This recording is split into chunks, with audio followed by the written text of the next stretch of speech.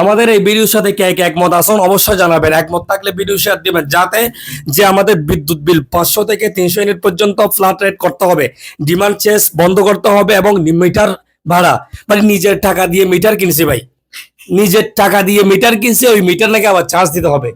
Demand charge এটা কি?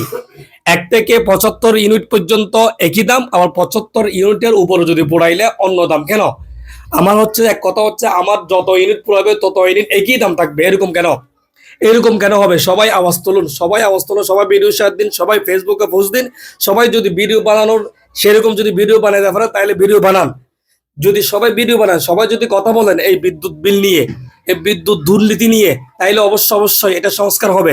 কিছুদিন আগে যে ভূমি জরিপের মধ্যে ওখানে যে একটা দুর্নীতি চলছিল, এটা ফেসবুকে পোস্টের কারণে, মানে মানুষ কথা বলার কারণে, এটা মোটামুটি আলহামদুলিল্লাহ এটা অনেকটা সুস্থ হয়েছে। কিন্তু এখন আপনি যদি এই বিদ্যুৎ বিল নিয়ে কথা বলেন, তাইলে অবশ্যই বিদ্যুৎ দুর্নীতি দূর হবে। আমার টাকায় আমরা মিটার কিনছি, আবার মিটার ভাড়া প্রতি মাস, আবার ডিমান্ড চার্জ, এই ভণ্ডামিগুলা বাদ দিতে হবে, এই দুর্নীতিগুলা বাদ দিতে হবে।